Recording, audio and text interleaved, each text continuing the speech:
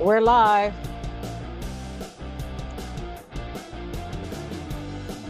Nothing like live shows. Good evening and welcome to SPORLITIKS, where sports and politics mix and mingle. I'm Stacey Johnson. Joining me tonight is Aguna, the Nigerian moderate Republican. Still representing them birds. Keith, the constitutional conservative without his constitution. Stephen, the independent thinker. And my cousin Todd, looking like he ate a lemon head. What? You look like you ate something sour. So the former Speaker of the House, Kevin McCarthy, quits. And he did it by putting an op-ed in the Wall Street Journal. We'll talk about that. The NCAA proposes uncapping compensation for college athletes. The Senate approves hundreds of military promotions after Republican Senator Tommy Tuberville ends his blockade of nominees. The San Francisco 49ers, Dre Greenlaw, and Eagles security head were ejected after a scuffle on the field during the game. The U.S. charges Russian soldiers with war crimes against an American in Ukraine.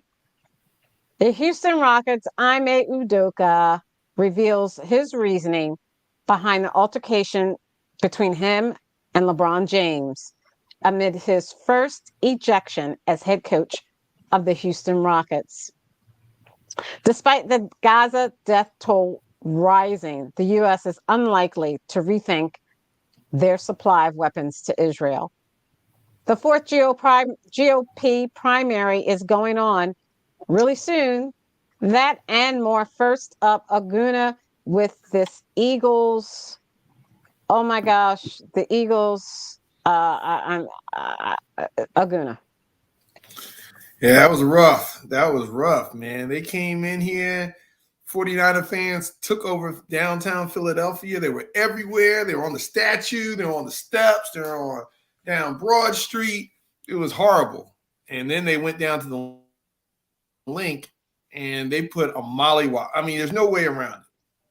I mean, they set the tone. Deebo Samuel, I mean, he took the opening kickoff 10 yards deep in the end zone and just came out. I mean, he wasn't kneeling. He wasn't trying to, and they were hitting out there. They set the tone early. I mean, for a minute, the Eagles got on them, jumped on them pretty quick, but settled for field goals instead of getting touchdowns. And once Brock Purdy settled in, they just methodically sustained drives. They got 6 back-to-back touchdown drives, and they just took over the game. And there's a lot of people are complaining about the referee. The referees were, again, they were letting them play a little bit on the PI stuff. Then, of course, I mean, the Eagles weren't 100%. I mean, they were missing Dallas Goedert, and they had their linebackers. I know Cunningham was out. Of course, Nakobe Dean has been out for a while. He's on IR.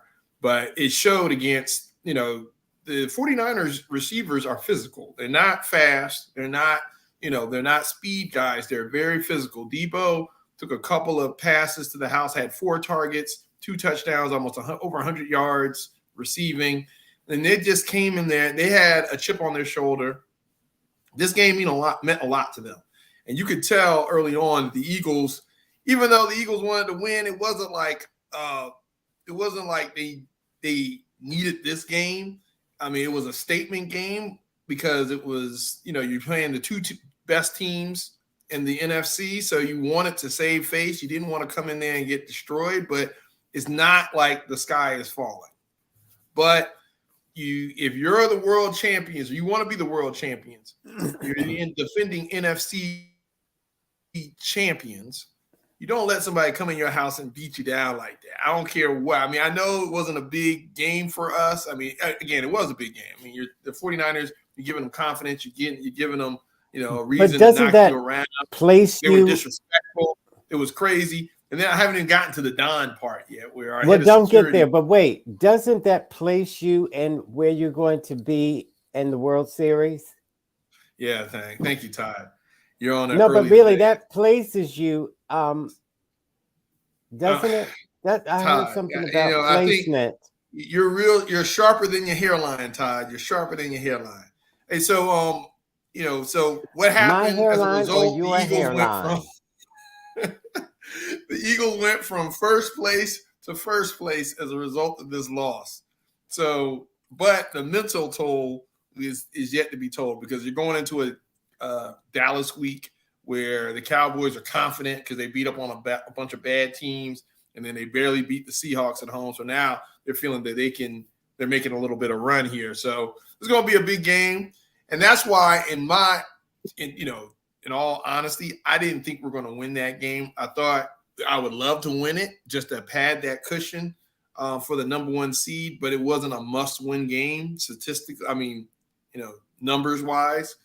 But you don't want to give any other team hope to beat you. And I think what happened, the way we lost, is giving the Cowboys hope, is giving some other teams hope, confidence that, we're not who we say we are. Jalen got a little nicked up. All that being said, this is a big game this week. I don't think that did he get nicked up because Aguna? Wait, did he get nicked up because they thought he had a concussion? One, and number two is that secondary and our defense didn't want to tackle. They want to go in there and act like they're prima donnas. They want to act like they were tackling people. What are you talking about? They didn't tackle. They didn't really get down to the nitty gritty and get dirty like they should, and they just stole our money. No, they weren't hitting. And, again, the 49ers receivers aren't fast. They're physical. And so you're playing off the ball on physical receivers. You look at Darius Slay and Bradbury, who actually had a decent game, but they're playing 5 yards off the ball, off the receiver, instead of jamming them. I mean, Brock Purdy was a timing guy. He was dinking and dunking them to death. And for some reason, our defensive coordinator didn't want to do press coverage. He let them catch the ball in space and get a lot of yak. That's yards after catch for the Todds of the group. Right? Yes, got a lot of yards at the catch. For they Todd. catch the ball short and they take it to the house.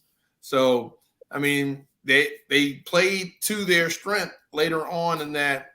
After the first quarter, the Eagles pretty much dominated. Right after that first quarter, it was a wrap. So it was awful, and I think the final tally was awful, 13-3. So what was interesting, Stephen, let's pull Stephen in this, because I'm sorry, unfortunately, Stephen knows about losing teams this season with his Washington Commanders. How did you see San Francisco coming in? They waited all year to come back to Philadelphia for this game. They literally waited on it. They did not wait all year. They did. Give me a break. They waited all year. You all are crazy. They waited, and they said, we can't wait to get back. You don't even know these boys. Debo and others said all they had to do was get through the loudness of the Philadelphia Eagles fans in the first quarter. He said after that, once we do the plays we do, they will quiet down and they'll turn against their own players and team. Watch. And they did. Stephen. I don't know if they did that. I mean, that was a buzzsaw. Dramatic. Yeah, that was a buzzsaw for the Eagles because Frisco was rested. They were hungry. They don't have as good a record. They're much more hungry. The Eagles have gotten really fat on all their wins, which is good too, because they can take a loss like this and be okay. But Frisco put it on them because right now as they stand between being fat and thin, I don't understand. Right now as they stand, they are the dominant team in San Francisco. There's no doubt about it. They're completely dominant. I was hoping that the Eagles would do better than they did. In fact, I took them getting three points I got up to 3.5 points. But it was when they went up 3-0. I said, all right, this was what's 3.5 points. For someone like Todd, what's up 3.5 points? No, I know what that means. He thought they were going to take him in the third inning instead of the seventh. Right. Yes, it was a triple double, and that triple double screwed it up, man. Exactly, it was terrible. But it was a tough game for the Eagles. But you know what? I do believe that the Eagles are going to be like Frisco was this past week. Maybe woke them up a little bit. It got them going. But you see the hit that Swift took, and they were out there hitting. Frisco is no joke. Frisco was deadly. And when they get it all together, they do have the best team in the NFL. Best team I've seen in a long time. And it's no shame in losing to them.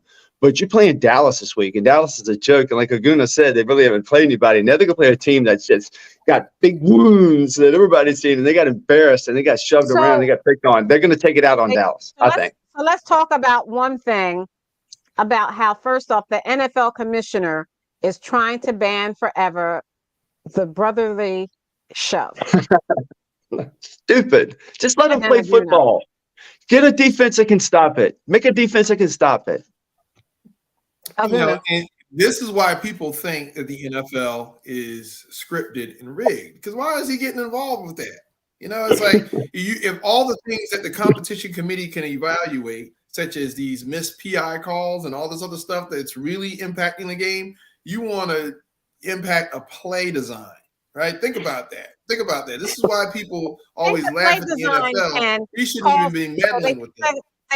They think the play design can cause people to have concussions and other horrible, serious injuries. What? No, I haven't seen it's a slow play. Nobody's moving. Nobody's hitting each other at 80. Nobody's hitting each other at 80 miles an hour. They're moving real slow, and they're playing it like rugby. That's a rugby move. That's all that really is. And nobody gets hurt during that. They're worried about head injuries on the brotherly. Maybe his head going somewhere it shouldn't go because he's pushing too low down. I don't know. But there's no way people are going to get hurt doing this. I guess maybe jumping over the pile, which you're not supposed to jump over anyway, really? Or are you? I don't know. Like defense could hurt somebody, I guess. Yeah, again, they just want to have something to say or have something to get involved with the game. Again, why is he getting involved with that? I mean, they don't want the Eagles. They don't want the Eagles to win. They need replay reform. They don't want the Eagles to win. So what you do good, they want to take away from you. So, Stephen, talk about your Commanders. What did you guys do? Did you have a bye week, or did you play? And who did you play? I don't even know. I'm so out of. Like I said a couple of weeks ago, and everybody kind of scoffed at me a little bit. I said it's time to tank. It's time to get some draft picks. We got the Bears pick. We need the Bears to do laughed at you. Yeah, they're like, no, you're playing all right. You still got a chance. Why think did everybody's got a laugh chance. At you? They were talking sports, man. So I was like, I just want them to lose. That's all I want. I don't care who they're playing. I don't care who they played. I want them to lose, because they got to put a team around this quarterback that I think is really good. If they can get an offensive lineman. We lost two of our best defensive players, which is ridiculous. So, we lose our name, we get new ownership, we do everything, but you know what? It's the same old team. It's the same old thing. We might as well just get out or move to a different state. Washington should go to like England or Germany, like they want everybody else. That's what they want. They want to call this an international football league soon. And within a few years, it's going to be called the IFL, not the NFL. I just heard that today. It's coming. That's from Goodell. Thank you. So, Aguna, the scuffle between. I had a question. We don't want to hear your question. We're talking football. Aguna, the scuffle between. Don't even address him, please. What? The scuffle between. Look, I will leave. I won't. I don't have to take this abuse. See what happens when Todd comes from. He must have came from the hair salon or something, because he's being real frisky today. What's going on, Todd? Is it because you got your hair done and your beard done? Everything. I did not. You got some champagne and a finger sandwich. Okay, so let me. So Aguna, I did let not me show get the my screen. hair done today, or my beard.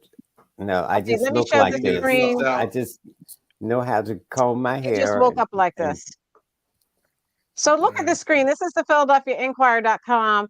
It says it was written by Gabriella Carroll on published December 6, 11:56 a.m. That's today. And it says this is the 49ers player said one thing. Trent Williams said, one thing I vividly remember from my years in Washington is that crowd, although they are loud and they are hostile, one thing about them is they do turn on the team pretty quick. Wow. That's the Niners offensive tackle, Trent Williams. My message to my guys was work in the noise early and it will be quiet late. Third, fourth quarter come around, you start seeing guys try to beat the traffic. When you go into Philly, that's the only way to plan. Aguna. Yeah. I mean, I have no problem with that. Yeah, Eagles fans are passionate. They turn on their team if they see that it's a bunch of shenanigans going on. I do think they have a very Last year, it was the defensive coordinator. This year is the offensive coordinators. Philadelphia's had the best record in the NFL for the last 2 years, but apparently our coordinators are incompetent. Our offensive coordinator, we're not winning games and running plays the way the crowd wants them to. So they have a tendency to be very critical of their coaching staff and players when things aren't going the way they want them to, even though things have been pretty good. I mean, NFC champs, Super Bowl, that's a lot of teams would love to switch places with us right now. But I will say this. Yeah. I mean, if you want to frustrate a crowd on the road, you weather the storm. This is like football 101. You got to weather the storm, and then you settle in, and then you quiet them up by making some big plays and sustaining drives. And that's exactly what San Francisco did. So, yeah, Trent Williams, he knows. Now, there wasn't a lot of times in Washington where he could quiet the crowd now, because the Eagles did spank that behind quite a few times. Washington's only won. I mean, Steven, you can attest to that. They haven't won in Philly in a while. So, well, last year was probably the first time in like 5 years. But, I mean, it's all good. I mean, they came in, they wanted it more.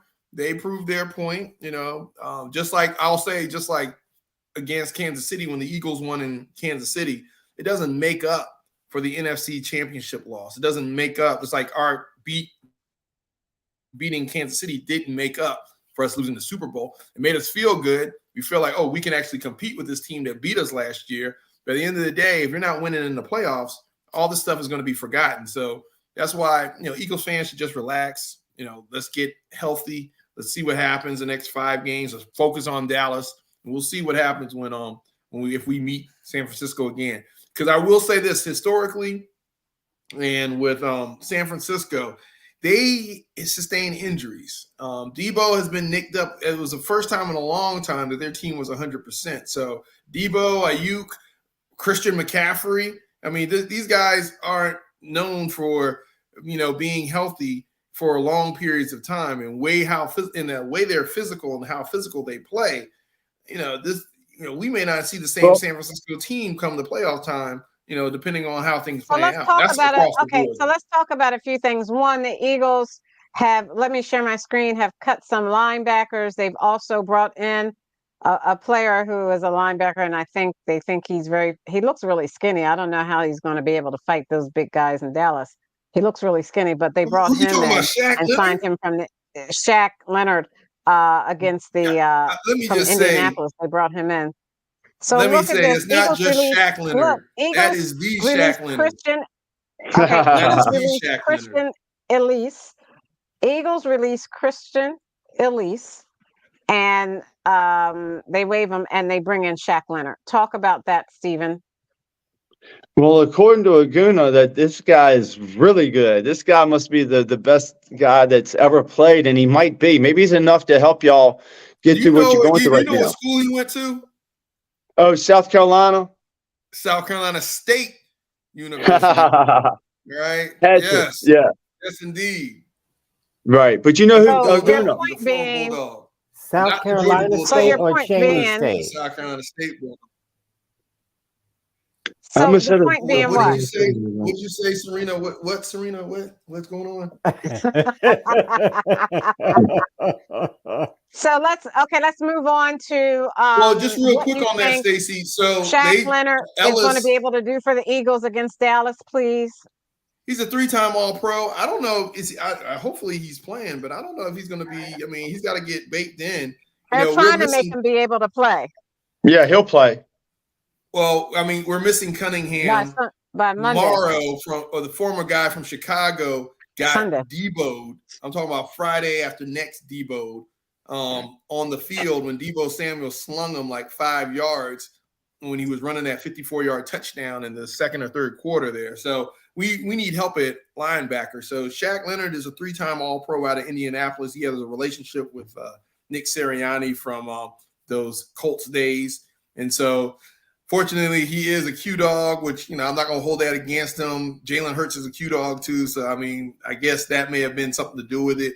But it gives us that South Carolina State connection because the gravedigger who went to the 49ers, Hargrave, was a former South Carolina State Bulldog as well. So it is what it is. I mean, hopefully he can come in there and help. We need help at linebacker. And now you got Riddick, Shaq Leonard, and there's rumors that they may go back and sign Big Sue, Nakanathan Sue, he's like 36. No, the D tackle. No, Sue Petta's already on. Oh. Yeah. Sue. Yeah, the big guy, big man. The big guy who was allegedly accused of hitting a woman. That's Sue. The one who won. He helped the Eagles win a Super Bowl. Right. I think she hit him first. To the Super Bowl. We didn't win it. Okay. Why you would hit that dude, I don't know. He's a monster. Anyway, so that being said, he may either sign with the Ravens or us. We'll see what happens. And there's also rumors that Zach Ertz may come back because we do need tight end help. That was the biggest difference in the game because I don't think a tight end had a single catch during that game. That's Sue right there. Yeah. Can you imagine trying to block that dude? Yeah, he's a nut. And he's smiling in that picture. Yeah, and that's what you need. You need a big nut like him to fill that hole. Now, he's a type that will go in. We needed him against the 49ers. He's going to go in there and he's going to match their energy. They were coming in there and knocking people around. He's not going to play. Right. He's not going to play like our team just did. Our defense just played and ran around. This guy's going to get in that dirt and somebody in the 49ers is going to be in trouble. Right. Yeah, there was a wide receiver. There was a wide receiver from the 49ers who laid this like blindside block on Sweat like during the play or after the play was over. And I'm like, if you got a receiver hitting a D end like that, I mean, it was a dirty hit, but it wasn't really like a dirty hit. Mm-hmm. But he still was being physical. He was like, receivers are prima donna. He came in there and laid the wood on him. Right. And so right. I'm like, if all these guys are hitting like that during the game, that's it. But isn't that when Dom DeSandro got into it? No, that was another play. That was Devonta Smith. That's when the guy hit Devonta Smith and Don DeSandro got into it. And they are still, according to this, they're still reviewing what happened, and he may face a real big fine. Do you want to talk about Dom DeSandro Aguna? Yeah, Don is the head of security. Don DeSandro, he's the head of security. Eagles, for the Philadelphia Eagles. He had his own little clothing line prior to this incident happening. I think it's going to sell out now that he's become a Philly icon after this. It was an incident where Smith got hit out of bounds. Wide receiver Devontae Smith got hit out of bounds, late hit. The refs called a penalty. He didn't get hit. He got picked up and thrown down. He didn't just get hit and pushed. The guy picked him up. I watched it and threw him down. He got knocked out. And the question is, how do you respond to that? Because it's a physical play. They got the penalty. It's on your sideline. They were sending a message. Ken Law was sending a message. He's like, I'm coming. We came here to play, and we're gonna bully you guys. And of course, the sideline didn't like that. Don was over there, so I don't think Ken Law was pointing at Don. He was kind of pointing past him, but whatever way there was contact made. So Ken Law got ejected, and of course, in good measure, they ejected Don. Don was only doing his job. I mean, I don't think he touched it. I think he was trying to separate people, but at the end of the day, there was contact made. So the NFL is going to investigate. And so, of course, now it's going to be a big controversy. They love it because it's going to play out. If the teams meet again in the playoffs, I'm sure they're going to be talking about it. So the NFL loves these type of storylines playing out the way they do. But I don't think it's a big deal. It's football. Okay. People get slammed, people get physical. It's part of the game. But of course, in this new age of social media, things like this get blown out of proportion. So, what else can we expect from it? Right. Okay, thank you. So let me stop that. I'm going to remove that and move on. I want to talk about LeBron James and Ime Udoka. Stephen, do you want to talk about LeBron James and Ime Udoka and what happened between them in the game when the Houston Rockets faced the LA Lakers? Stacey, can you get me up to date on it a little bit? I missed that part. She threw okay, okay, go ahead. Aguna, you want to talk about it or you want me to? So you can talk about it because I have no idea. This is football season. So Yeah, are they even playing basketball Oh right my now? gosh. They're They doing don't these even tournament know things. about The NBA is sports. getting gimmicky. We don't Oh, watch boy. the NBA till So after the All-Star break. I'm a I can talk. Udoka. Well, okay, you go ahead because they don't know Yeah, thank you. anything about sports. Go on. No, I'm you a go ahead. You Udoka go is the ahead. head coach. You I'll talk take that as about a it. compliment.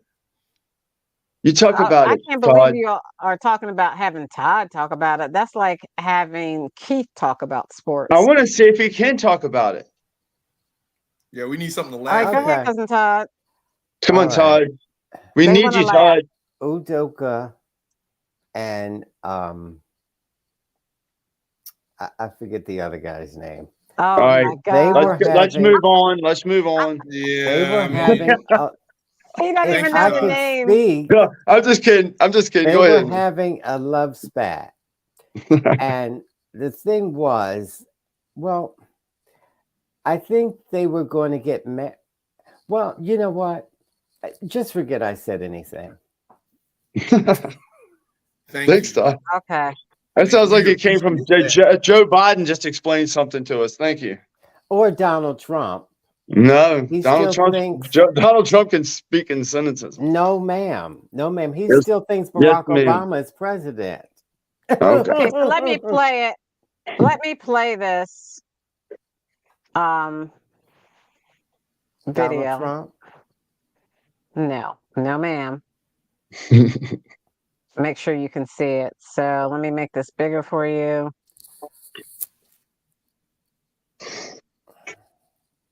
I don't even know what this is. This is So, in-season tournament. Okay. Mhm. We're Right. ready. all right, it's playing. It's no sound. See, they're talking. Mhm. LeBron James. Let's see if I can get some sound here. Technical They team him foul. up.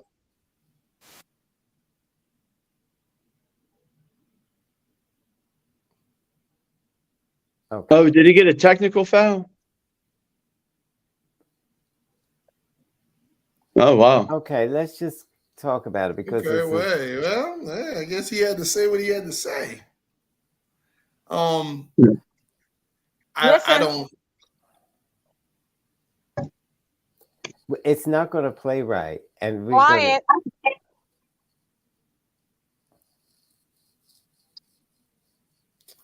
I mean, we can read, right? What's going on here? Stacy just She's like, everybody be quiet. He called him a soft little boy.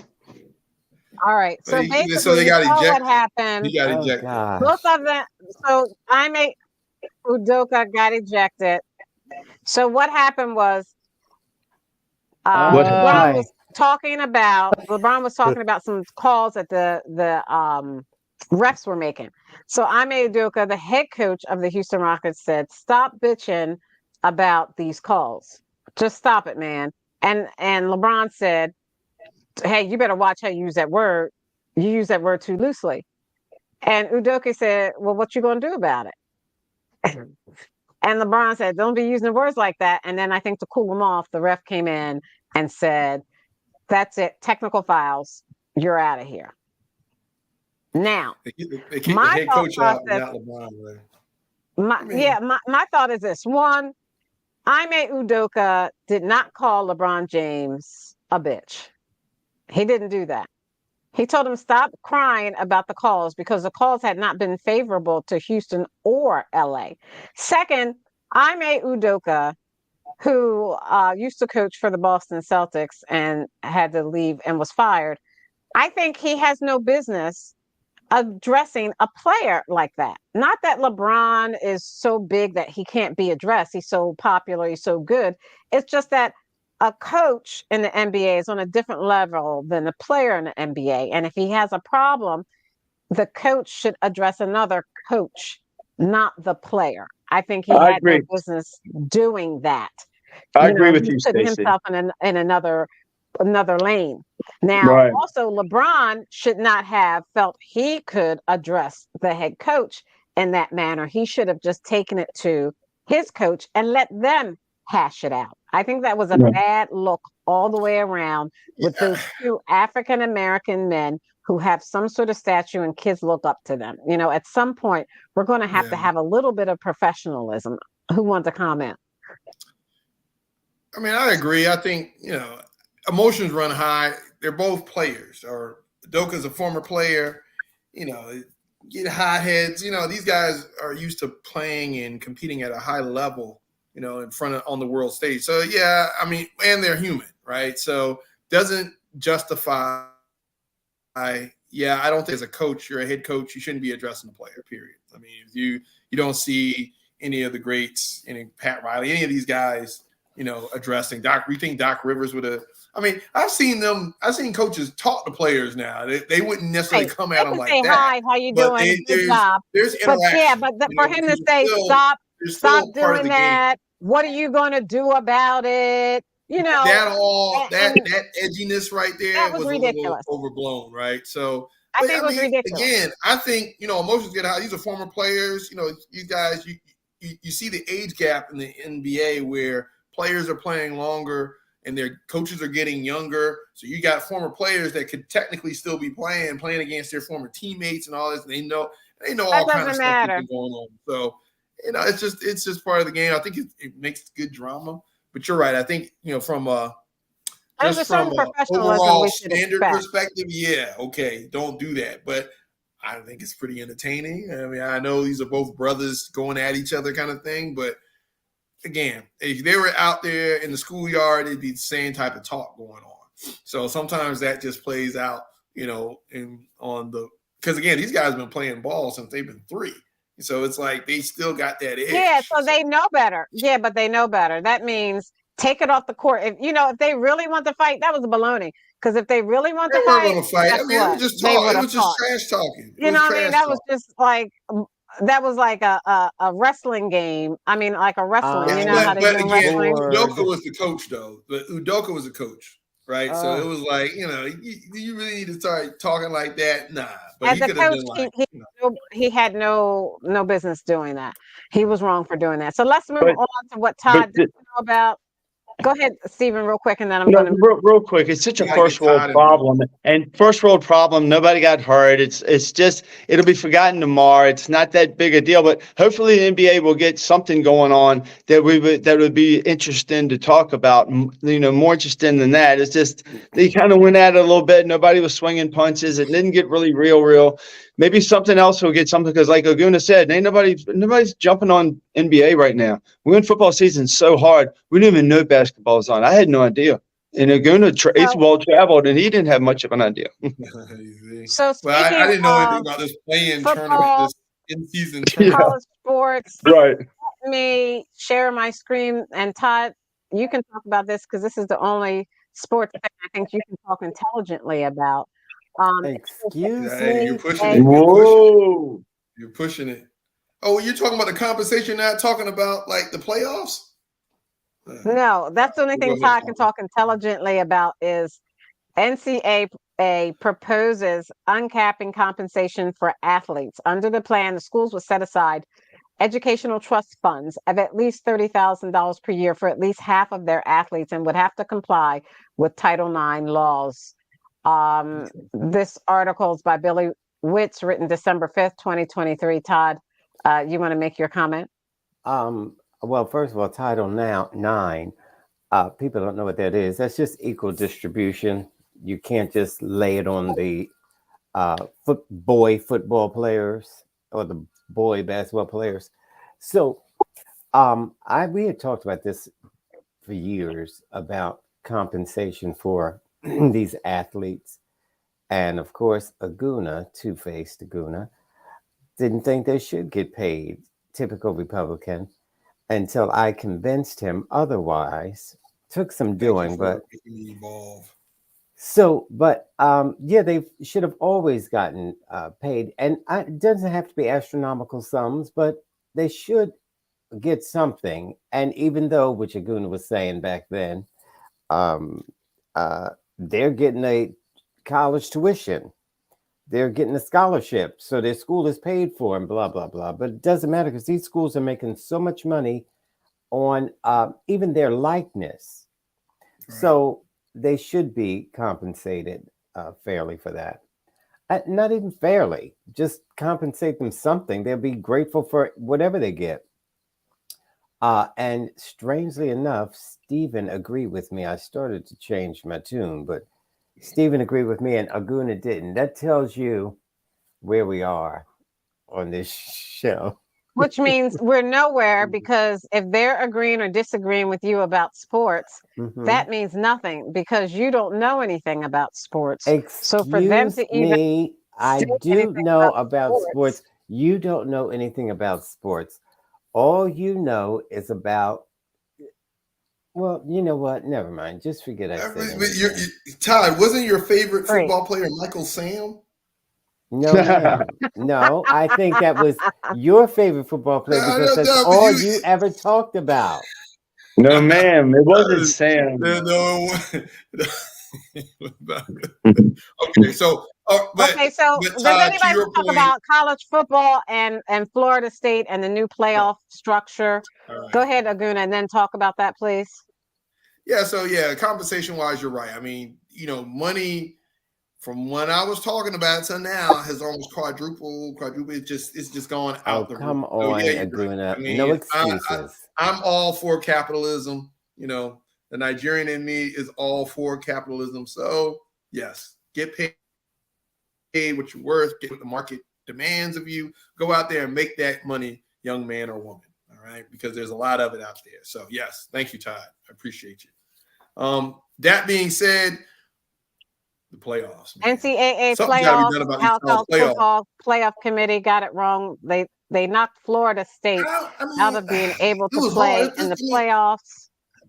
So you had I'm four sorry. teams, right? So you had Georgia, Mhm. Washington, of course, you had Florida Alabama. State, and you had Michigan, and all those teams were undefeated, right, going into the week, right? And then you had Georgia playing Alabama in the championship game.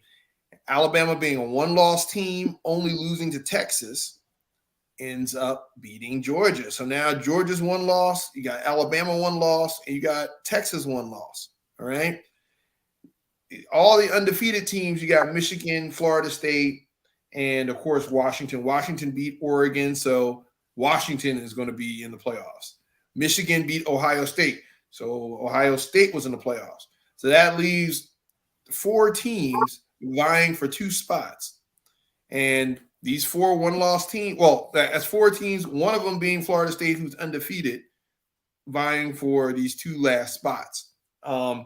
There's an unwritten rule in college football that an SEC, whoever wins the SEC title game is going to the playoffs. All right.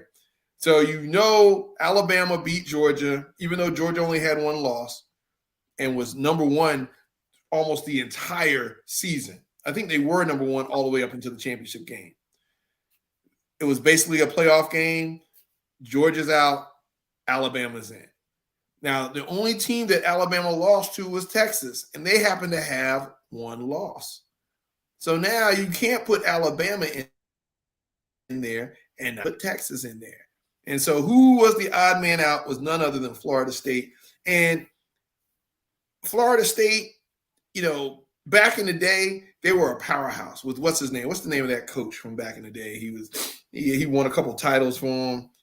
What's his name? Bobby Bowden. I think that's the name. So he ever since him, there hasn't been a lot going on in Florida State. So they're just getting back to prominence, right? And they lost their starting quarterback. So they lost their starting quarterback. They're just now getting back to kind of who they were. They're not a big draw money-wise for the NCAA, in my opinion. And that's why. That's exactly why. It wasn't the best teams. It was the teams that will make the most money. So they put Texas and Alabama in, Georgia, Florida State out. And here we go. I am an SEC fan, so I mean, an SEC team has to be in the playoffs, all right? Texas, huge draw. It's a huge draw, for the playoffs. Washington, you can't kick them out because they're undefeated. Michigan, you can't kick them out either, even though they should be kicked out because Harbaugh over there cheating You know, he was over there cheating and filming stuff. I mean, it could have been some penalties there. But at the end of the day, this is where we are. Next year, you're going to have 6 teams versus 4, so hopefully it'll help. But again, next year they're going to have 14 teams. Next year it's going to be 14 teams in the playoffs. Expand it to 6, so it goes from 12 to what? It goes from 4 to 6. Next year, I think it's supposed to be 14. I didn't know about that now. Yeah, I think you're right, Stacey. I think it's going to be a lot more teams next year. I think. Are you sure about that? I don't know about that. I thought it was I'm Googling it right now for next year. Okay, so now if it went to 6, Georgia would still be in it, Florida State would still be in it, and we wouldn't even be having this discussion right now. Right, and that's somebody would be pissed off about it. Yeah, that's the point of it. There's so many good teams that don't get in. Yeah. Right. It sucks. But they said, college football has. You got to be marketable. It's not just being good. It's got to be marketable. You got to be, because again, I think Florida State, do they deserve to be in there based on their record? Yes. They won the SEC. They're undefeated. Okay. Could they win? Could they win it all? Could they win it all, Laguna? No, they could not win it all. Right. They would not win it all. It wouldn't even been competitive. They struggled against Louisville in the ACC title game because they didn't have their starting quarterback. And I think that kind of led into the competitions committee thinking, hey, you know what? Even though they did all that, congratulations, but we just don't want to see you in the big game. Right. You can't, that's messed up. You don't want to have a TCU situation. They learned from TCU last year. Yeah, but you can see that. You can see where they're coming from. You can see their point of view. It is messed up. It's horrible for the team, but you can see where the people in power are coming from. They want the best product. They want the best thing out there. So you can't really blame them. They want the most. They want the most eyes too. And they want that money because they're going to need sponsors. They're going to need commercials. They want that money from sponsors and commercials. And they're going to get that with Georgia, Alabama, Michigan, Penn State, Ohio State. And they said now it's going to be how the 12 team. You see that? Oh, okay. Oh, so we're all wrong. So it's going to 12? It's going to 12 next year? Yeah, I knew it was more than just 6. Will work. Yeah, I knew it was more than just 6, though. Because they want to take a big bump. Football playoff officials, do you see that? College football playoff officials will introduce a 12-team playoff bracket next season, expanding from the current 4-team format. I think 6 would be better, but I like 6 better. The way they designed it, it's almost like it's 6. It's almost like it's 6 based on the way they designed it, because the top 4 teams get a first-round bye. So you got those 8 teams playing each other, and then coming out of that, those 4 teams will play the other 4, and that's going to give you your. That's cool. So that's like cool. 8, yeah. Like and so you're going to see a lot of these little smaller schools, conferences. We'll see how they measure up against the big boys, right? And then, but here's the thing, though, you're going to see some 2-loss SEC teams sneaking in this thing. So you're going to start seeing the Floridas. You're going to start seeing. So you're going to have. Can you imagine a playoff? It's basically going to be an SEC playoff. You're going to have people are still going to be upset. It's going to get, but it's going to get the sponsors, and you're probably going to be able to see Colorado and Deion Sanders come in. But if you look at this, how the college football playoff field will include the 6 highest ranked conference champions. So they're going to go from the conference champions, who will receive automatic bids, and then the top 4 teams will receive a first-round bye to the quarterfinals. It almost makes it like a March Madness for the college basketball. I think that'll be a little bit good. That'll be better for college football. This is going to be interesting, right? Because you're going to have, if conference champions get automatic bids, you're going to have a situation where, you got, interesting, because, SEC, you may have a 2-loss SEC team go in and win the championship and get in. That's going to be interesting. It's still going to be, there's going to be some controversy here, but at least it expands the opportunity for more teams to get in. Yes. And there may be some upsets, but you're going to see exactly what this whole college Title IX, all this stuff going on with players getting paid and stuff. This is going to be something huge when it comes down to playoff football. There's going to be a lot of money, and then course, we're not even talking about sports betting yet. So, and even though they're going to 12 players, they're still going to have to play 12 teams. Let's say it together, teams. And they're still going to have to play all 9 innings. Thank you, Todd. You're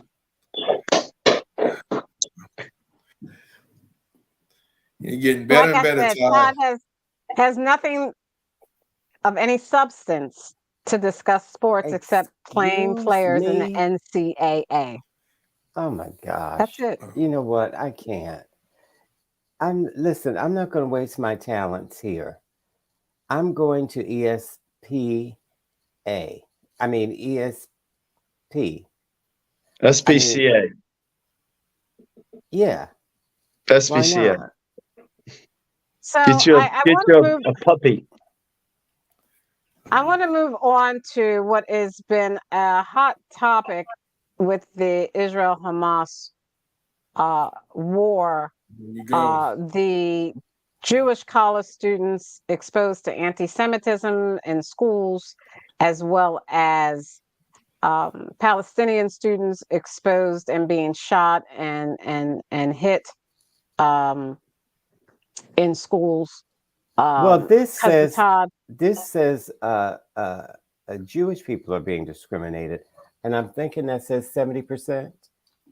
Yes, it does. Okay, and you were telling me earlier how anti-Semitism is up, but then you said what they didn't say was what I was saying was what they didn't say was anti-Islam or people who are against Muslims is up. Anti-Palestinian cases are up. Where those 3 students were shot. My point was we've got to stop with this discriminating. Yeah. Anti-gay is up. Anything against someone who is not what some people consider mainstream is up. We've got to stop discriminating against each other. I didn't like it when Donald Trump called COVID the China virus and Asians were getting hurt and beat up on the streets. And, we got to stop making enemies of each other in America. We must stop discriminating against each other. Chinese people weren't getting beaten up because of what Donald Trump said. What you were saying, Stacey. They were getting beat up by crazy black people, not MAGA. Shut him up. By crazy black people. Saying. Yeah, look back at it. Crazy black people were beating up Asians.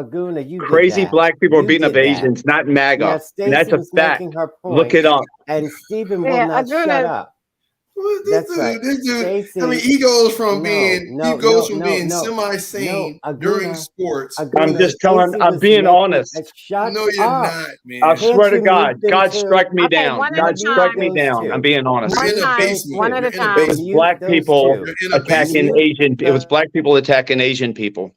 You don't know how ignorant. Mute those 2 people. Okay, I'm going to unmute everybody. Everybody, just stop. We've got to stop being just like we were with sports. We weren't enemies with sports. We all got along. We all respected each other and our differences and the teams that we love. We respect that when we talk about sports. We've got to do the same thing when it comes to Islam, when it comes to Palestinians, when it comes to Judaism, when it comes to gays. Beating up Asians. They were. Gosh, Aguna. They were. Finish. It's not ridiculous. Look it up. It was a big problem for a while. Shut up. How many? Let Stacey finish her point because they don't want to let me finish important. What she's saying means something. It has some weight to it. What Stephen is saying doesn't. So Stacey was saying we've got to stop discriminating against each other. Americans, regular people, let's stop discriminating against each other and let's love each other. Like Stephen used to say, I love everybody. Remember that, Aguna? Stephen used to say, I love everybody. He's become I still did. Racist. I still love everybody. I still love everybody. I don't discriminate against anybody. Jesus. You're still. I'll just tell the truth. If you're ignorant of the truth, it's not my fault. I'd rather be ignorant of the truth than just ignorant like you. You'd rather be ignorant of the truth. Okay, good. Good for you. Okay, so Ignorant like welcome to you. Spoilitiks, where sports and politics mix and mingle. Your White name is people Earl. killing Chinese What's your people. comment? Hey, It was Donald Trump did not cause Earl, Asians to get hurt in America anything because to he called it the defend Earl. the China Dom. virus. That's not the Anything to truth. defend the Dom. Okay, Earl, what's your comment? What up, Earl? Hey, what's up? Just specifically on just like racism and things kind of getting dicey as far as people being angry, or like what's the question? I'm asking. My comment, it wasn't a question. My Let's see comment his was that opinion on Chinese wait people a getting minute. beat up by black people. I said Versus, anti-Semitism is up. I read that anti-Islam or people being against Muslim is up. Anti-Palestinians is up, where the case where those 3 students were shot. Anti-gay, being anti-gay is on a rise. When Donald Trump called COVID the China virus and Asians were being harassed and beaten, that was up. We need to stop making people our enemies and make them our friends like they are, and accept people for who they are and their differences. That's what makes America great. So if you want to comment on that, you can. Yeah. I mean, that's interesting. That's something that's never happened here. That's something we've never been able to actually accomplish in this country. Great sentiment. I would hope that it would happen someday, but that has never happened. And the only thing I would add is the China virus thing from Trump was a problem that caused, a lot of backlash against Asian people here. The other part was the raggedy job a lot of media did in trying to insinuate and basically alluding to that the virus came from China as a weaponized strategy. And that affected people too. That got people out there abusing Asian people in this country too. That was a problem. But then there's the other part of this where sometimes we take things and try to balance them into both sides issues. So when we say anti-Semitism is up, the Palestinians are a Semitic people as far as I know, and that appears to be the group who the target is on, and people who are Muslim. Those appear to be the people who have been targeted lately. And when we see rallies that are calling for a ceasefire and things like that, and that's presented as anti-Semitism, that's where we get into propaganda and people trying to balance the scales in a way that ultimately is just not true. No, it's the rallies that are for the genocide of the Jewish people, and for the Israel to go away from the river to the sea. Come on, man! You know that the Jews are going through what they went through with Adolf Hitler. Adolf Hitler is alive and well. I know because I slept with him in Florida. Slept with him. Yeah, I was talking to Adolf Hitler. Aguna, Cousin Todd, Stacey. One at a time. Thank you. Yeah, I was talking to Aguna, Cousin Todd, Stacey, and sometimes Keith. I don't address you. You don't exist. All right. So Keith, we haven't heard from Keith. Loud enough, it makes it's part of a song. No, it's true. The people who are persecuted, people that are persecuted in this country right now and all over the world, is Israel. It's our Jewish people, not anybody else. The Jewish people are taking it all right now. Go to the college campuses. Go to Penn State. Go to Harvard. See the way they're treating them. Did you hear? Did you hear today when they asked them? Okay, you can't. Okay, you all can't go off on me. I'm asking. They asked the president of Harvard if what they were doing was wrong, and they couldn't say it. They were crying. Let me ask you something. Death to the Jews. He does the same thing. He did that last week. This dude is an idiot. The same thing. Stacey, why can't you talk about that? Why can't you talk about that, Stacey? Because it was a lie last week. No, it's not a lie. I don't lie. Can I ask a question? I started off talking about. No, excuse me. I don't started off talking about the expressions, the freedom of speech expressions that students were making on college campuses since this Israel-Hamas war began. And there are 3 college presidents that are being asked to resign right now. One is the University of Pennsylvania president as well as the Harvard president. Because they feel as though that the presidents are allowing the hatred speech as opposed to stopping it. There is freedom of speech. So Cousin Todd make a comment, and then Stephen, about how or whether or not these university presidents should step down because students feel as though they're not doing enough to protect them, the Jewish students and the Palestinian students. Okay. We do have freedom of speech in this country, though it's sometimes uncomfortable. Like, for example, when they say, niggers, go back to Africa. Okay. You can't stop them from saying that. If that's the way they feel, that's the way they feel. That is not anti anything. That's Who's saying that? People like you. It's your turn. And so when they say, you can't stop them from saying that. They have the right to feel the way they do. And so when they're saying stop bombing to Israel, they have a right to say that. They're telling Israel to stop bombing because innocent Palestinians are being killed. I said last week 1,400 Jews were killed when they bombed them, but 14,000 innocent Palestinians were killed. Now I think the number is 18,000. Okay, you have to sum it up, Todd. You can't talk the entire show. Of course not, because I'm not Stephen. So I can't talk the whole show. I know that. So the point I'm making is we have to be careful when we say things like anti-Semitism is on the rise. No, there were 3 Palestinians that were shot for no reason. So Thank you. all of the discrimination is on the rise against thank you, Palestinians, Stephen. against gays. There's groups that have gotten together that are protesting, and they're screaming. That Dr. Dre on the They're show? screaming, The kill leather? Kill all the Jews. Kill all the Jews. If they said kill all that, what was that N-word you used? What was that N-word, Todd? What was that?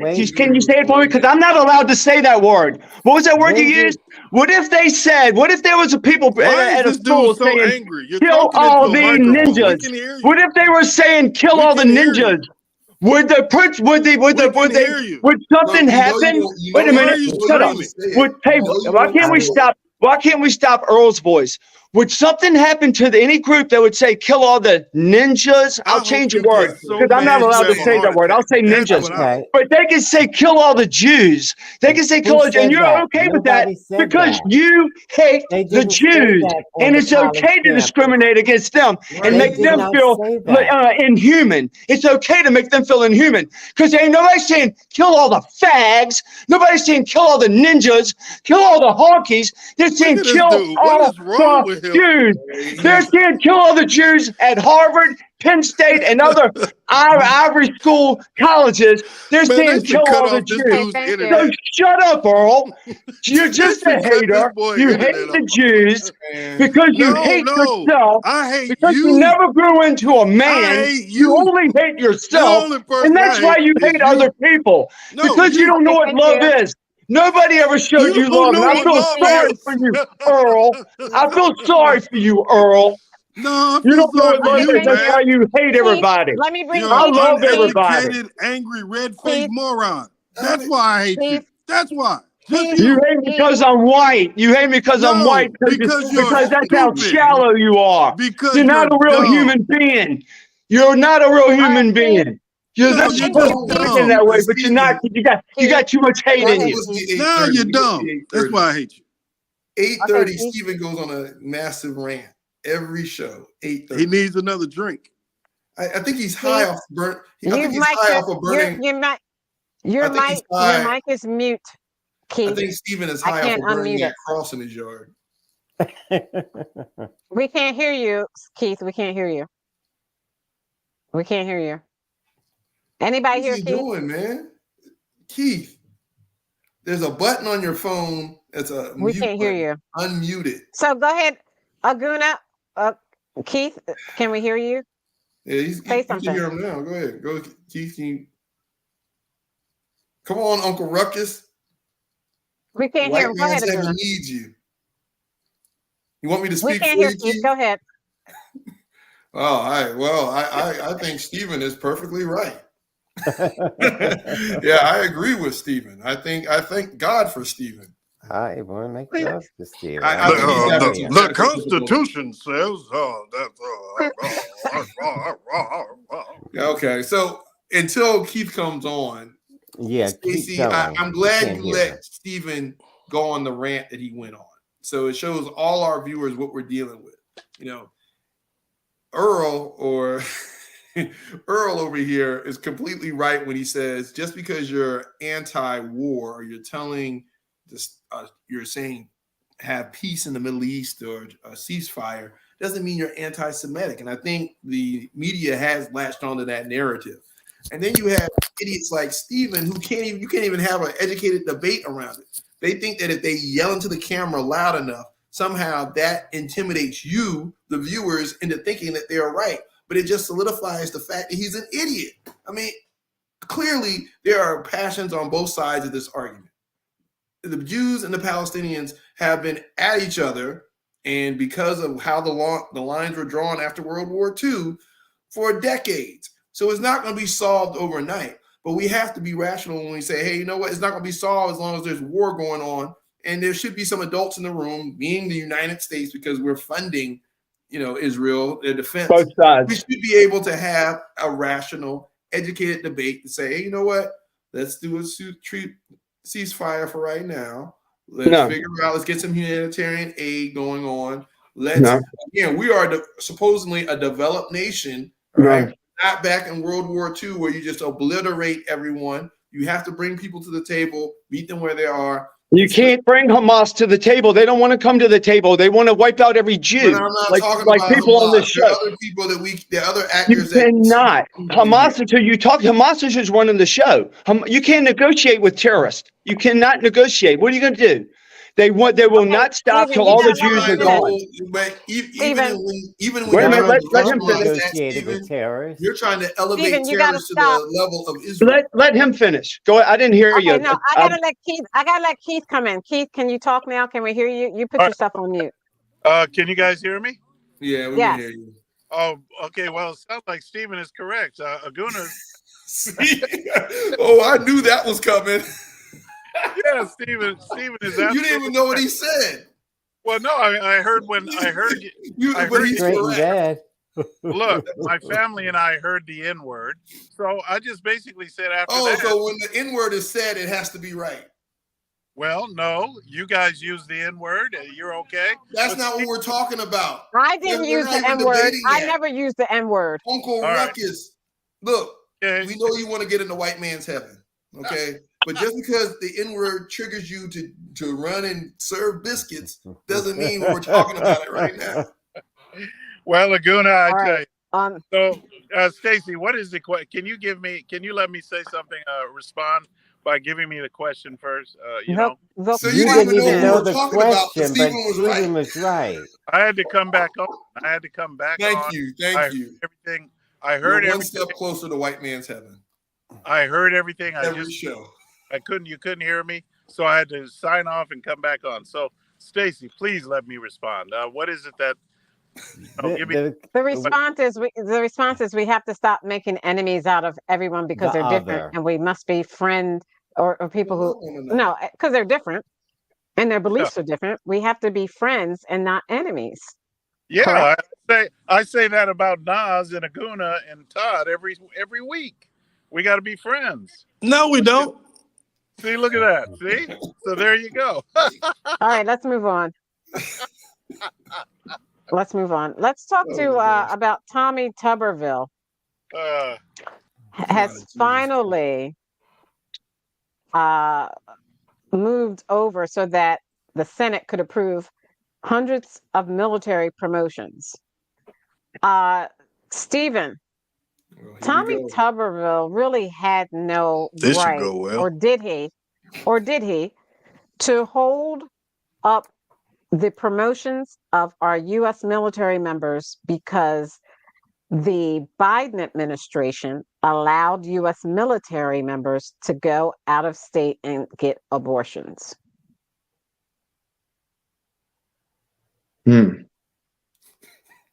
Stephen, that question is for you. I know. I'm seriously. I'm contemplating it. I don't know. I'm not a big pro-death guy. And Tommy Tuberville might be, he's not a pro-death guy either. Maybe it's just, I don't know. He wants to punish people for doing something that doesn't kind of relate to the same thing. You know, people trying to get promotions and they don't want them to get promotions because they support something that is against. I don't know. That's just really complicated. Was he successful? Was he successful in his endeavors? No, Is that what you said? No, okay. ma'am. He was Then he not. wasn't. He got nothing. Okay. All right. Except holding up 400 promotions and stopping the military from operating the way they're supposed to. Yeah, but that's over with now, right? He tried to do it, but he couldn't do it. Is that what you're saying? Stopped today, and it was a year he held it up, 10 months. All right. I mean, I can understand his sentiments. You know, maybe they don't want the military involved in abortion. I don't know. There's so much going on. It's nothing to do with abortions and military. He's crazy. And of course, you don't know what you're talking about. No, I don't know what I'm talking about. I'm asking you questions. I don't get deep into this subject right here with the. So Todd, go ahead. The military is a whole different. The military is a whole different union than what we go through. You know, it's not everyday life. Putting the country at risk for political gain. Excuse me. The Senate in a single stroke yesterday. Look at on the screen. The Senate in a single stroke yesterday approved 425 military promotions after Senator Tommy Tuberville of Alabama ended a month-long blockade of nominations over his opposition to the Pentagon's abortion policy, which ultimately comes from the president. Right. Yeah. The funny thing about it, I guarantee you the majority of those 425 are mostly conservative-leaning Republican-type people. I would guarantee you that. I would say the majority of those folks were his constituents, and he was blocking them. Again, this is a military guy. Now it says, let me ask. I mean, the military it's a military thing, not a civilian thing. Well, Keith, if you look at the screen, it says Tuberville had been under pressure from members of both sides of the political aisle, Republicans and Democrats, to end his hold as senators complained about the toll it was taking on service members and their families and on military readiness. Was it worth him doing that, Keith? Well, here's this. Oh, man. Can you repeat the question again, please? No, why are you even on the show? What are you doing? Move on. Move on, Aguna. Same question. So, no, it wasn't worth it, right? Because you think about what he was doing, the zero-sum game and what he was doing. You got a guy that's holding up promotions. These are people who are waiting to be deployed. They're trying to travel. They got kids in school. This is these are impacting people's lives for the next 10 months just because it's not just abortion that he was trying to block. He was trying to make a statement because I think there was something about transgender surgeries in the military. It's all kind of political stuff that worked into this. And again, he was doing it because he was raising money off this. It wasn't even the fact that he knew it wasn't going anywhere. He was using this in order to raise money so he can run again. So this is part of his little campaign initiative to do this type of thing. So, I mean, it's very self-centered. Of course, it's very political. Like, he's a politician, so I get that. But at the end of the day, it's not. I mean, if those constituents held him accountable for what he was doing, you're putting the country's military readiness at risk. You are. Yeah, but I don't think our government. Our government shouldn't pay for trans operations. Our government shouldn't be on the hook for that. You don't play that out by blocking promotion. You don't play that out by blocking promotions. You can. I understand. I agree with that. You don't do that, but we got to go in. Right, you're right. You don't do it like that. But there should be a way we could. Right, there should be a way we can stop that. You can have that debate outside of that, but don't. Right, the way he did it, you're right. The way he did it was wrong. I agree, but we have to do something about that because that's not right. That's not kosher. That military shouldn't have anything to do with that. Our government shouldn't have anything to do with it. Do his job. Don't. Don't stop promotions. You're right. I agree. Earl, your comment, please. Yeah. So again, this is a football coach who was elected based on name recognition in the southern state, who has been so terrible politically that the person before him was a pedophile who was caught going to malls and talking to underage women. I'm talking about the great state of Alabama. That is the reputation of Alabama when we're talking about somebody like Tommy Tuberville. So this terrible football coach gets this job doesn't know anything. If you've seen the many blunders in his interviews when it comes to civics, politics, governing, anything, that's not his bag. His bag is really football. So he couldn't really answer anything. And because of the donors who support him, he decided this is where he was going to take his stand to make himself famous and stay in headlines. And now, even the majority of his party, Mitch McConnell and company, they had decided, look, man, this is enough of this. You're hurting people's careers. You're actually hurting the U.S. military readiness. Like, there's no reason for you to keep doing this stunt. And they ran him out of there. And hopefully we can get him out of the office just like Santos. But again, man, we're in a grifter era. This is like the second Gilded Age, where we have these people who are elected to office who most of y'all would not hire to, you know what I'm saying, cut your grass. Like, this is insane that man is holding this high of an office. Knowing the triple option does not qualify you for the Senate. Like, this is insane. So, yeah. He's a football coach. Like, Trump is a reality TV star. Exactly. It's just a way to make money.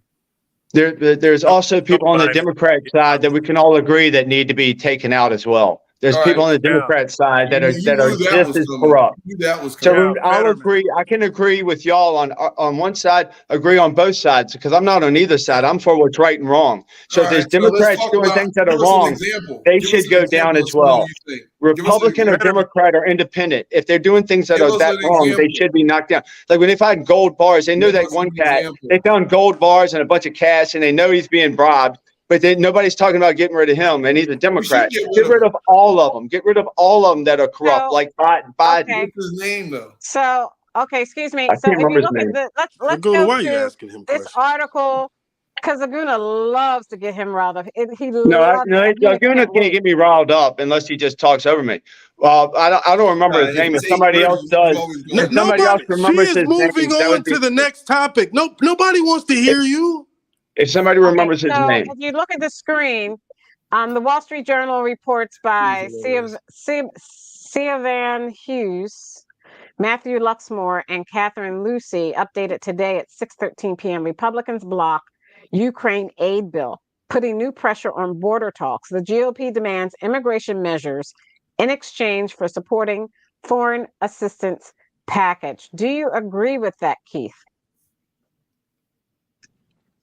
Well, Republicans blocking Ukraine, yes, I agree with that, because Ukraine doesn't need another dime. They shouldn't get another dime until the Democrats start securing the border. And for Biden to be what does one have to do with the other? For Biden, Nothing. I'll tell you what it has to do with it. Because the border, according to the Constitution, Article 4, it is that Congress is supposed to secure our border. Congress is supposed to do that job.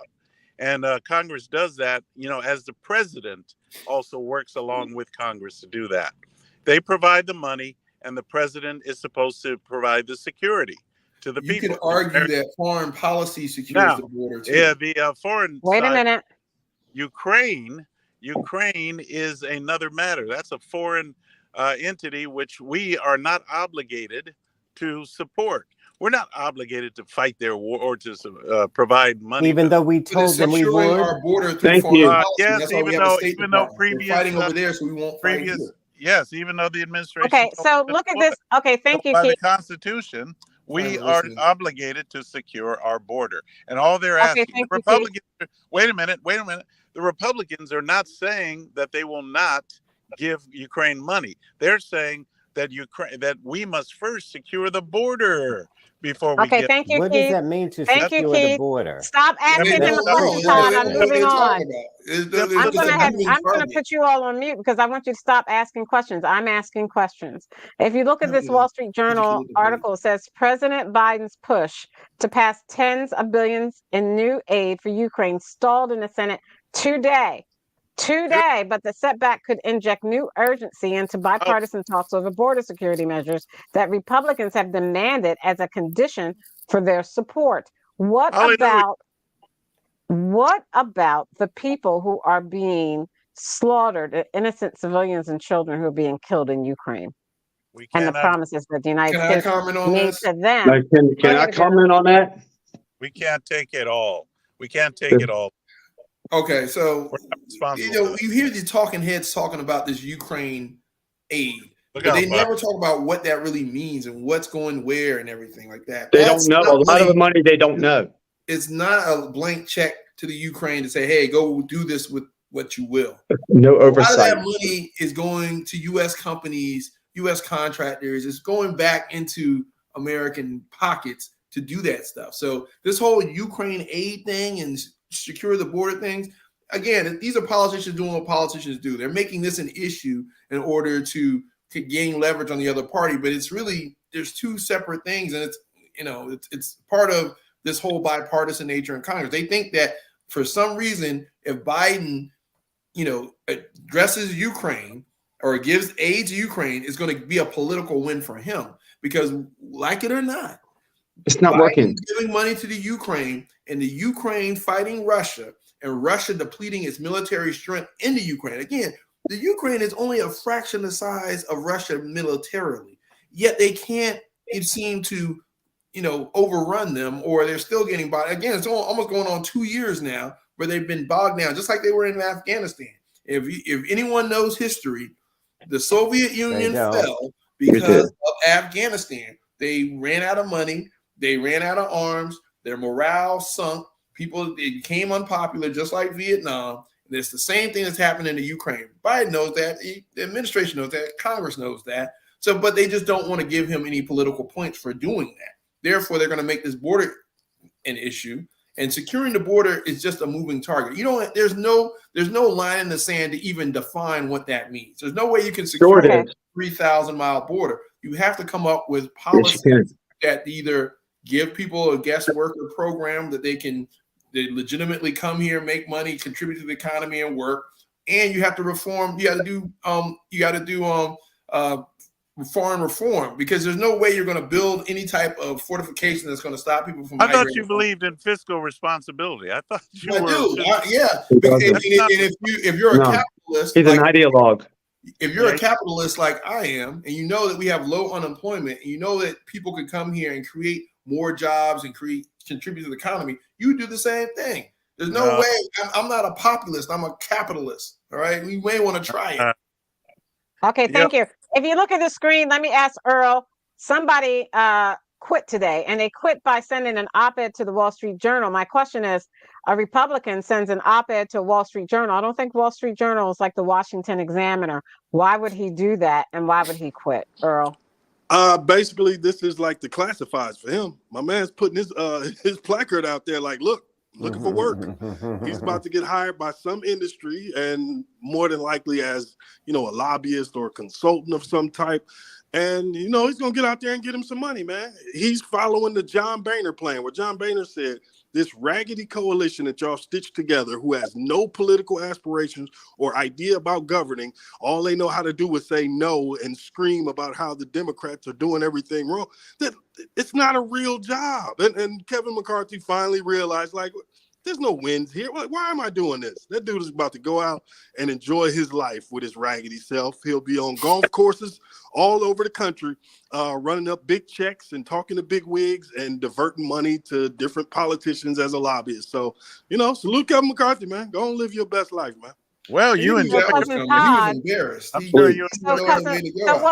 Let me ask Keith, because Keith is a Californian like Kevin McCarthy. Kevin McCarthy was one of the three who the Republicans saw as rising stars, with him, Eric Cantor, and Paul Ryan. Paul Ryan having had the Speaker of the House job, Eric Cantor having been the majority whip, and Kevin McCarthy having been the whip who was unable to really whip any votes. So, Keith, is this a way out for McCarthy to make money when he probably stayed longer? Stayed longer than he should have. He wore out his welcome. Well, McCarthy is McCarthy. I mean, look, one thing is for sure, he wasn't really conservative, and I know that. There are a lot of Republicans. There are a lot of Republicans who are not conservative. Well, I must be, because you guys seem to hate me. So I'm on the right we don't hate conservatism. We just know conservatism versus populism. Oh, I can prove that. Can you let him finish? Can you let him finish, please? I can prove that. But anyway, we're almost out of time, and I got a lot to cover. Because you're not fiscally conservative like you think you are. But anyway, the point is, I just don't. McCarthy. I mean, if he's going to retire, fine, let him go. That's cool. I mean, Nas probably enjoys his life, I'm sure. Aguna enjoys his life. So why can't McCarthy enjoy his life? So there, yeah, I'm all for that. No problem. Okay. All right. Yeah. Thank you. Before I forget, Cousin Todd, let me share my screen. The four U.S. charges 4 Russians with war crimes in Ukraine. If there's any, prosecutors say soldiers abducted and tortured an American citizen. This was written by Sadie Gurman and Aruna Viswanatha today, updated today at 12:54 p.m. in the Wall Street Journal. Basically, Merrick Garland said that 4 Russian military personnel were accused of abducting and torturing an American in Ukraine, the first war crimes the U.S. has formally charged in connection with Russia's invasion of Ukraine. An indictment filed yesterday and unsealed today. Prosecutors said the 4 men abducted the American man from a village in southern Ukraine in April 2022 and kept him for 10 days, during which they interrogated him and threatened to execute him. If there's any reason for U.S. Congress to give monies to aid Ukraine, wouldn't this be one? Absolutely, which is boggles the mind why Republicans are saying don't give money to Ukraine, stop giving money to you. It is just, it's beyond sick. Todd, you're deceptive. You're being deceptive again. They didn't say they won't give more money to Ukraine. They're saying that there's a condition that you have to be a conservative. You have to. So now we have a conservative justifying using pork as an excuse to stop legislation in order to divert money to their pet projects. Dishonest they are. No, you're the one who's dishonest. Help me, Stephen. That's what you just described. Keith, I disagree with Keith. I say zero money to Ukraine.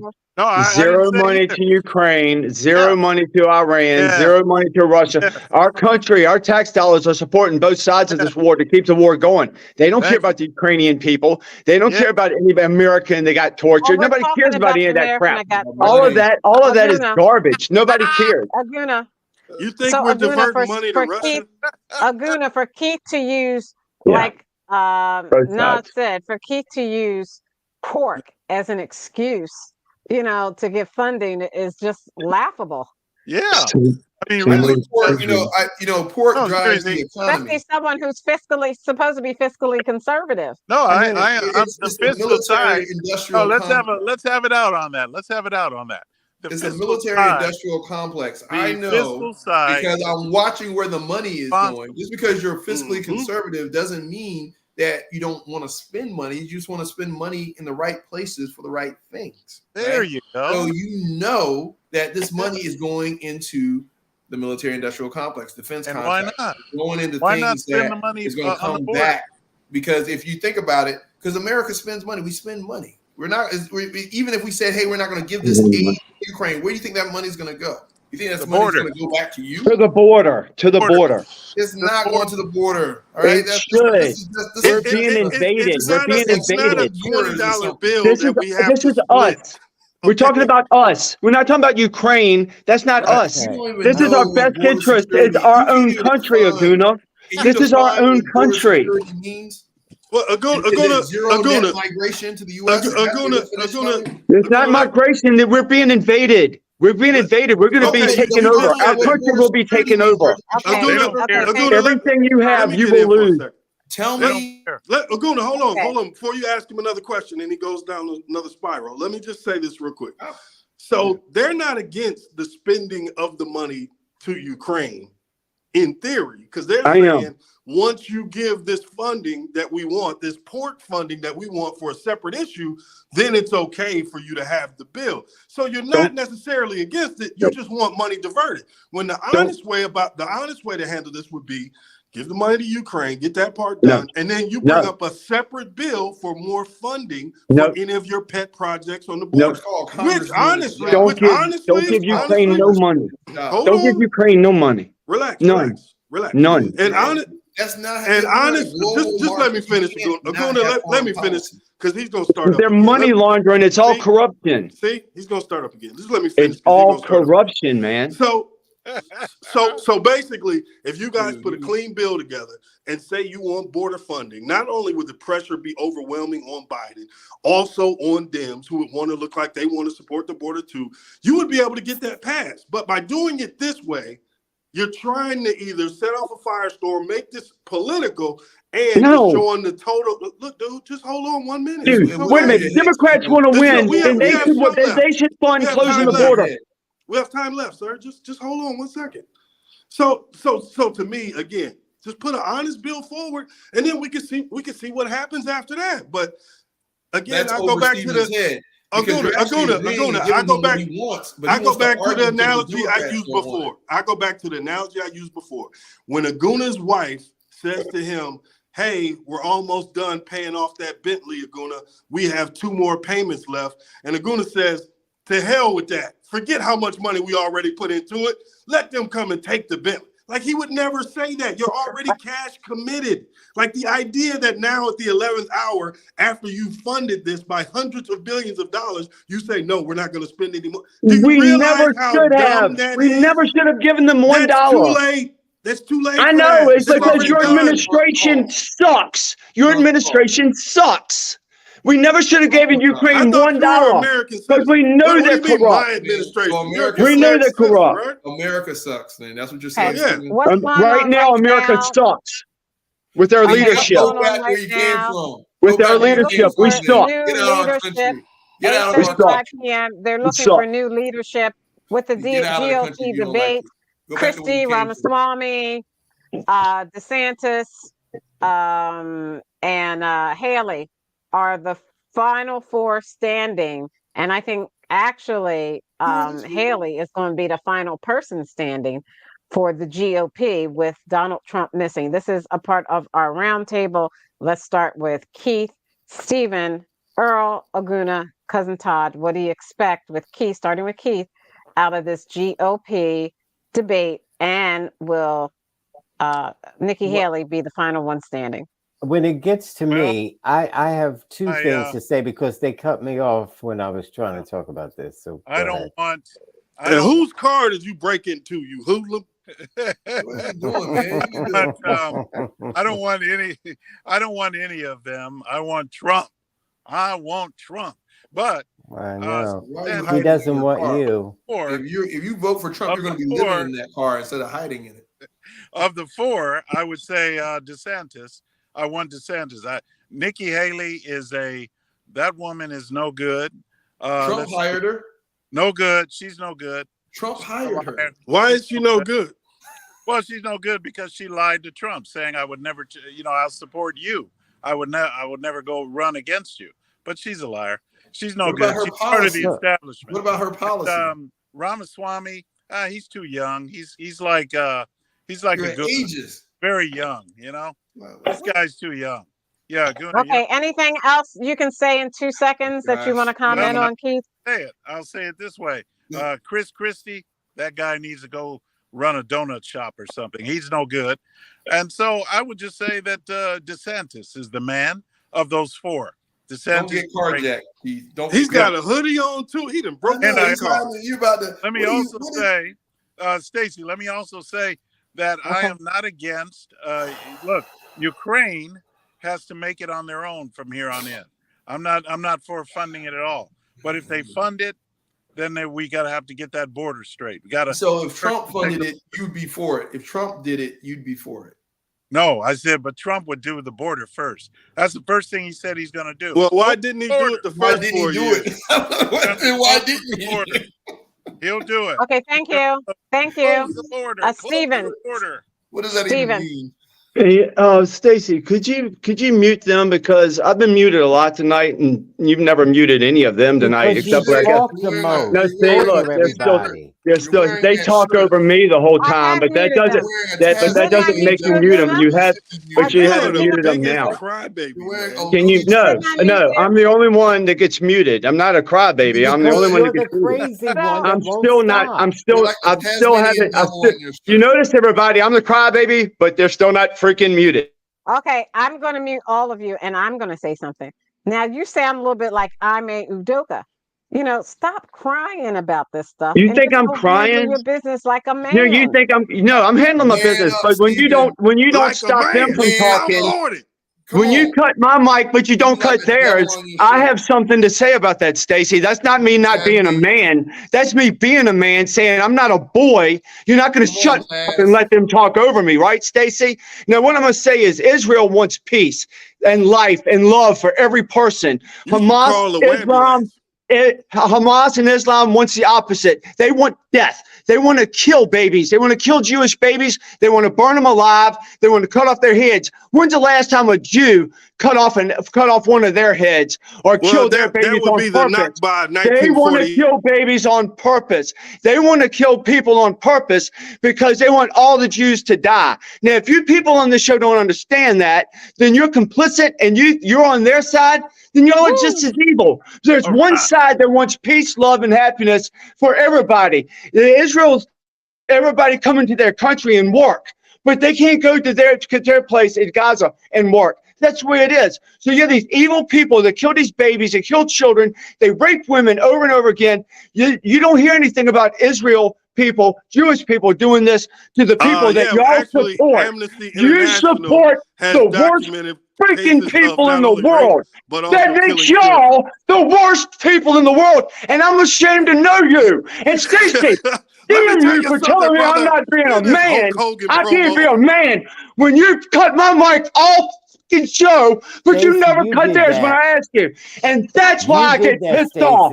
That's why I get pissed off, Stacey. You never cut theirs. I only get mad. Hey, Aguna doesn't provoke me. Little Todd doesn't provoke me. Little dumbass Earl doesn't provoke me. You do when you cut off my mic, but not anybody else's. Not anybody else's. And that's a fact. That is a fact. Now, that's Stacey, a fact. Y'all support evil. Y'all support evil. I have everything over you. I have you support Islam. You support Islam. You want every Jew to die and every Christian to die. Okay, thank you, the Jews and the Christians don't want Islam to die. We want to all get along. You're on the wrong side. The people at Harvard and Penn are on the wrong side. The people in colleges, y'all are the assholes. We're the angels. That's what it is. That's what it is, Stacey. That's what it is. You know it's true.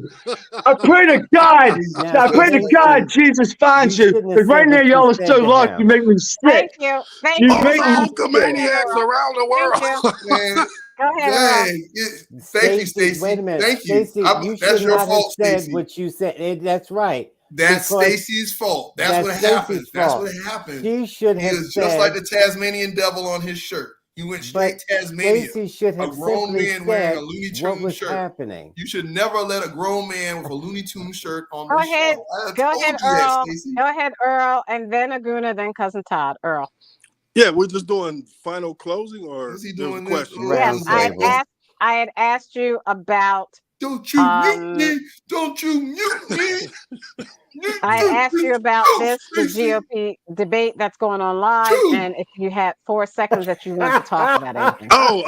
Yeah, okay. So, basically, this is like the Larry Bird famous 3-point contest, where Larry Bird came in and asked everybody, who's getting second. So, I mean, that's basically what you got here. We got a debate where the main candidate is not there, and everybody is vying to be his VP, I guess. And sorry to tell you this, Nikki Haley, but you're going to find out what Herman Cain found out about that GOP base. They like you when they can use you as a token. Yeah. But as far as putting you on a ticket, front runner, no, man. Nikki Haley about to find out some really bad news about the Republican Party. Hard way. And she's not even white. Your other comment? What other comment you want to make in 2 seconds? Man, about whatever you wanted to say? Yeah. People should study things. Mainstream media is really not capable of giving you good news for international news, just because of the funding that is kind of necessary for them to be on as far as their broadcast. So you're going to have to look for other sources. You're going to have to look around the globe and read, and then you'll start to understand some of these issues, and you won't come on a show like this sounding like a Stephen or a Keith. So, just try hard. Thank you. Thank you so much. Aguna. I thought, I just want to, I hope our listeners tonight really, I know now that we have the angry white man off the show, I know it seems a little more quiet and peaceful. Look at him copying off of Todd. However, it's important that you understand that people like Stephen exist in this world. They live next to you. They're your neighbors. They're your coworkers, and they have opinions. And we may not like them. We may not agree with them, but they have opinions, and they voice their opinions through certain media outlets and on certain venues. And just because they don't say it out loud doesn't mean they're not thinking it. So the rage that you saw the rage in Stephen's eyes. You heard it in his voice. You saw that vein popping in his head. And what were we really talking about? We were talking about. But this isn't about Stephen. Talk about the. No, we were talking about the border. We were talking about the border. We were talking about peace in the Middle East. Just because we're saying, hey, you know and what? Russia and Russia and Ukraine. Bombs. All of a sudden, that's seen as anti-Semitism. And again, people who don't read and don't understand politics, they just go off emotion. And just because someone doesn't agree with you doesn't mean that you got to say they're on the side of evil and all those things. If you're emotionally invested like that, then there are other things going on with you, not necessarily the debate that we're having. And I blame Stacey and I blame Keith. Keith, you're using Stephen as a useful idiot, like Stalin did. He's the voice of hate and rage that you kind of feed into. And Stacey, you need to check Stephen. When he comes on here saying all this nonsense about black people killing Chinese people because of COVID, and we're just sitting there like, yes, Stephen, we're gonna entertain your little craziness. That's what happens. He gets crazy, he jumps off the show. So we just gotta do a better job of having healthy, educated debates. Every now and then Keith, tries to have one, even though he forgets sometimes. And I don't know if because he's he says Constitution twice, then he runs out of material. And then he says something about the Bible, and then he thinks we don't read the Bible. We think we're going to believe him when Jesus said, "Beware of false prophets." All right, so yeah, we got to do a better job. Thank you. Thank you, Cousin Todd. The prisoners run the asylum or whatever. Okay. Well, Stephen just sent me a text saying that I should not have questioned his manhood, and Stephen, I apologize. I didn't question his manhood. Don't coddle him. If he doesn't want his manhood questioned, he should act like a man. Stephen, come back on the show like a man. You want to go all WWE and you want to be a man and you want to run off the show? Come back on the show, Todd. You're a man. Text him. That wasn't me. That's Aguna. Yeah. Go ahead, Cousin Todd. We on live, Stephen. When you step in the ring with me, Ric Flair, I'm gonna go Ric Flair on you next time. Don't come off the show like that. You're gonna run off the show. Shame on you. Okay, let me we might as well stay on Stephen. That was your fault, Stacey, because you had no business knowing how crazy he is, saying what you said. Oh, you got to be a man. That's going to send him over the edge. So you did that. Instead of saying he's insecure. The reason I want you to stick on politics or sports, Cousin Todd. The reason I muted you was because you were the one going crazy, more so than anybody else, even Aguna. And so that's why I had to keep muting you, Stephen. Now listen to the show back and you will realize that. You were the one muting Stephen, Todd? It was you? No. Anyway, you laughing that Earl was saying, Todd? You were laughing because Earl was saying something and you couldn't stop laughing. I don't know. Stephen was the victim. But let me say this. Nikki Haley, I don't know why you think Nikki Haley is going to do something, Stacey. She's not. She's not even white, and they don't allow that in the Republican Party. Though, as I said, governor of South Carolina, she was a former governor. Tim Scott. You can't be the president and not be a white woman, because in America it is white males, of course, and then they will allow a black male like as Keith. president, and then it will be a white woman, and then a Jew, in that order. You might not like that, but that's just the way America is. Now, let me say this. There was a sign that said, "No blacks, no dogs, and no Jews." Just kidding. We allow dogs. Where was that sign, Todd? Moving on. That sign was in Georgia. Okay. All right. Yeah. And so the debates is silly. And for them to say, who did you say Swami's too young? Kennedy was young. It's just that Swami is a It's Ramaswamy, not Swami. Oh, well. Keith doesn't know who he is. He just knows that he likes Trump a little bit. So okay, anything else? We're out of time. Anything else? We're out of time. Yeah, and why would he say big fat Christie to get out? Stop shaming people for their weight, Todd, and then jumping on me because I made a comment. You're a weight shamer, cousin Todd. Just stop. That's right. We don't talk about your hairline, Keith. He don't talk about was saying he should go eat donuts or something like that. That was shame on you. What is the matter with you, Stacy? Are you high? No, I just want to blame you for stuff the way you blame me. So anyway, to our first responders in our communities, what did you want to say? You said you had one more comment that you couldn't make a comment about, cousin Todd. Did you make it? Stacy, I'm a man, and don't mute me. I'm a man. That's a shame. And now, Stacy, he's going to get you because you did that. You had no business doing that. You picked the wrong person. Yeah, you picked the wrong person. You better lock your doors. I don't pick the wrong nothing. Have to hide behind them books. I don't pick the wrong nothing. Get it right. Get it straight. I don't pick the wrong anybody. Don't you ever mute me and so say our first responders in our communities, you make our lives livable. Remember the last time you talked about his manhood? Thank you. You said, are you a man? And you wanted to establish a fact, and he almost died on the show. Remember that? No, I don't remember that. Dang, man. To the women and men of the military, we thank you for all that you do. And you won't even let me finish. I was helping you because all you do and sacrificing your lives so that we are free to say whatever we choose. We are forever indebted and glad that Tommy Tuberville allowed your promotions. How about that? Good for you. On behalf of Aguna, the Nigerian troublemaker. Go Birds. Bang, bang, Niner. I'm a man, Stacy. Don't mute me. The constitutional conservative without his constitution. Driving the white man's heaven. Stealing radios. Stephen, the independent thinker, who got mad at me. I apologize, Stephen. Forgive me. I'm a man. Who else? Earl. Thank you, Earl, for joining us. Bang, Earl, bang, Niner gang. What up, Earl? Now he got jokes. You hear that, Aguna? He said bang, bang, Niner game. Here you go, man. Here you go. That's okay. We'll hey, Aguna.